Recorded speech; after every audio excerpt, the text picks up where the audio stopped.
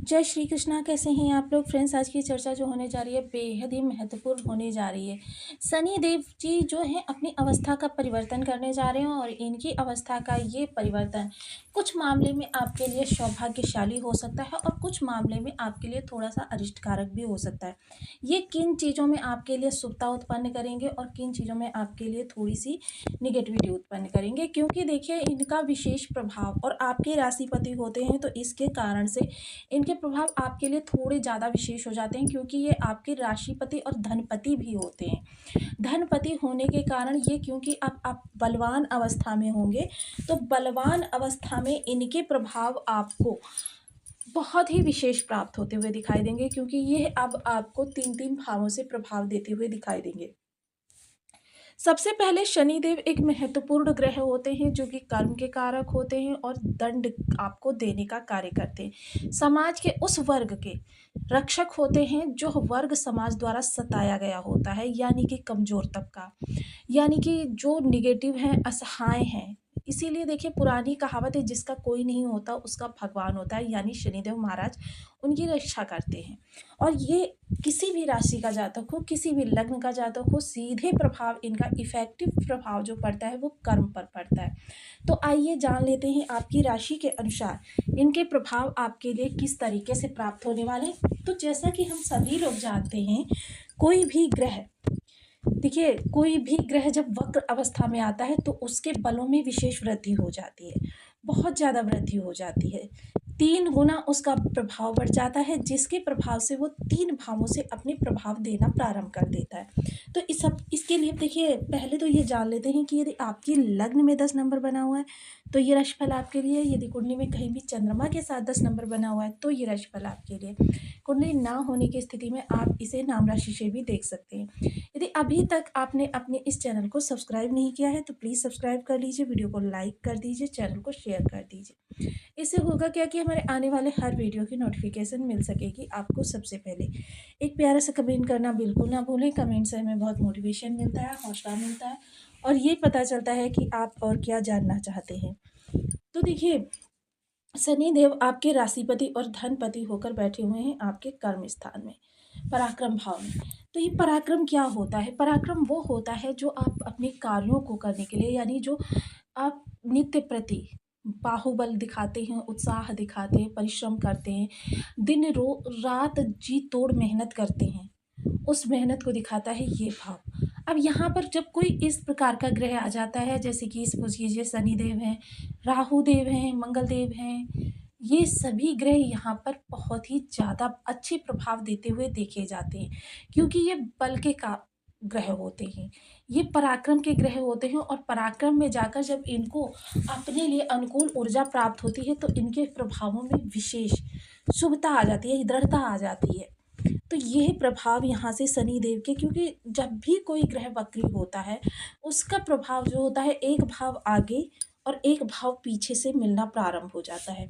इस दौरान कह सकते हैं आपको आंशिक रूप से शनि देव का प्रभाव सुख भाव से भी प्राप्त होगा और शनि देव का प्रभाव आपके धन भाव से भी प्राप्त होगा।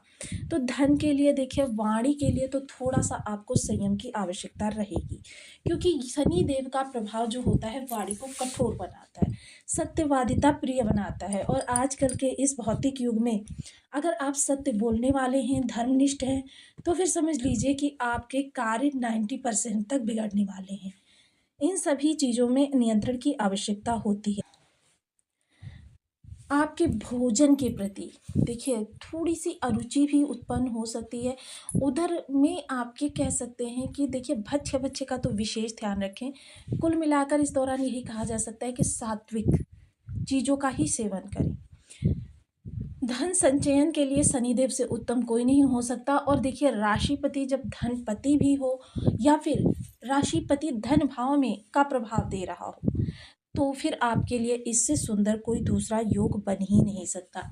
इतना सुंदर ये योग बनने जा रहा है जो आपके जीवन को प्रभावित करता हुआ दिखाई देगा। आपके जीवन में धन संबंधी आपकी अरिष्टताओं को समाप्त करता हुआ दिखाई देगा। कारण क्योंकि देखिए आप कह सकते हैं कि शनिदेव अभी तक तो धन भाव में ही थे, अब देखिए यह इस समय पर कहाँ-कहाँ से प्रभाव दे रहे हैं, ये पराक्रम भाव में बैठकर धन और सुख दोनों, यानी कि जैसे कहते हैं ना कि एक व्यक्ति अगर दोनों हाथों में, एक में आपका धन लेकर बैठा हो और एक हाथ में सुख लेकर बैठा हो, तो फिर उसे क्या है कि सुख की यदि आवश्यकता है तो वो उसके पास जब धन है ही, तो वो धन व्यय करेगा, सुख की प्राप्ति करेगा।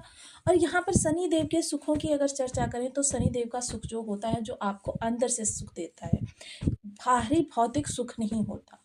बाहरी भौतिक सुख तो शनिदेव का यही होता है कि शनिदेव देखिए जहाँ पर बैठते हैं वहाँ पर तो भाव वृद्धि करते हैं, किंतु शनिदेव की दृष्टियाँ जो होती हैं वो विच्छेदात्मक होती हैं।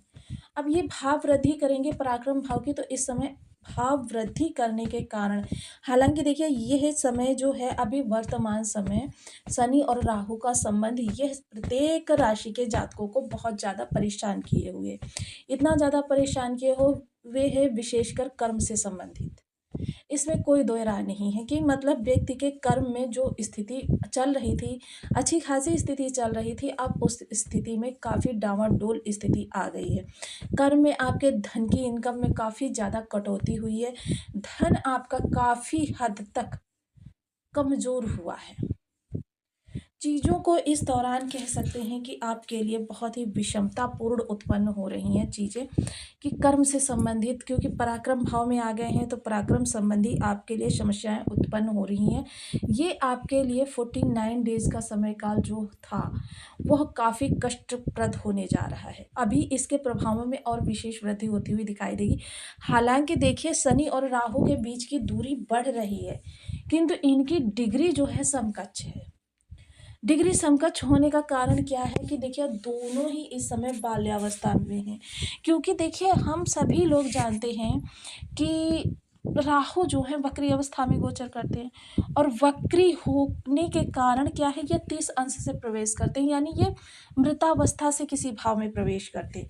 और मृतावस्था से प्रवेश करने के कारण होता क्या है कि यह पहले मृतावस्था का भोग करते हैं, फिर वृद्धावस्था का भोग करते हैं, युवावस्था का भोग करते हैं, बाल्यावस्था का भोग करते हैं, और उसके उपरांत बाल्या।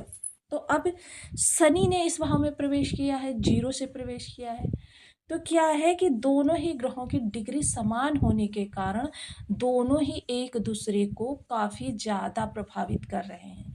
अब शनि और राहु के द्वंद्व का परिणाम सामान्य जनमानस को देखने में आ रहा है, और बहुत से लोग ऐसे हैं जिन्होंने इन ग्रहों को एक्टिव कर रखा है, जिसके कारण से क्या है कि चीज़ें बहुत ही ज़्यादा आपके लिए परेशानी भरी हो गई हैं। कि मतलब कर्म में जो अभी तक आपका सामान्य चल रहा था उसमें किसी के इनकम में कटौती हो गई है, किसी के कर्म चले गए हैं, कि मतलब ये है 39 दिन जो इन दोनों का साथ रहने का गोचर है, यह बहुत ज़्यादा विषम अवस्था प्रत्येक जनमानस को, किसी भी राशि का व्यक्ति है और जिस भाव में बैठे हो उस भाव से संबंधित, तो आपके जीवन में इन्होंने काफ़ी ज़्यादा मतलब कह सकते हैं ना कि विष खोल दिया है।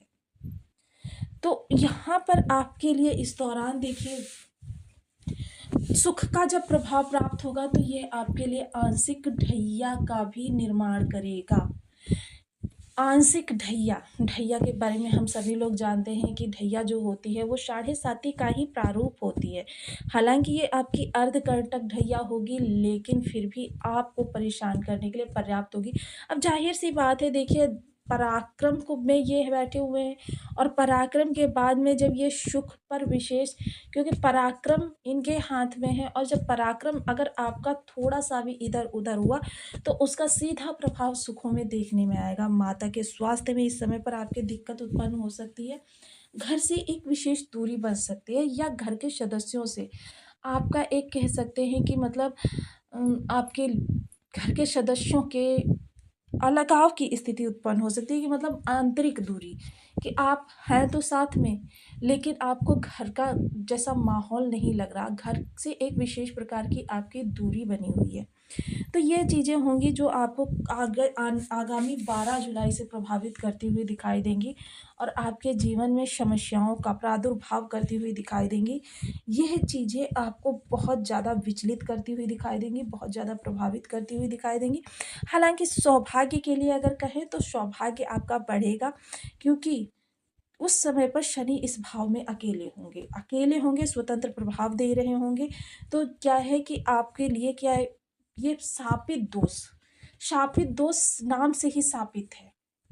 और इसका प्रभाव भी बहुत बढ़ा चढ़ा हुआ प्राप्त होता है कि देखिए, राहु जो है अपने हिसाब से जातक के प्रयासों को लेकर जाते हैं और शनि जो है अपने हिसाब से प्रयासों को लेकर जाते हैं, कि मतलब आपका जो ये प्रभाव होगा, यह आपको बहुत ज़्यादा विचलित कर देगा।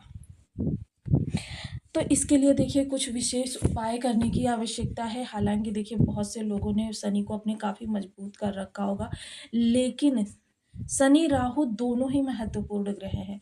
और इसमें से जिस ग्रह का भी मैं दान करने के लिए बोलूँगी, आप कहेंगे मैंने तो इसे मजबूत कर रखा है, क्योंकि ये दोनों ग्रह शुभ होने नितांत आवश्यक होते हैं।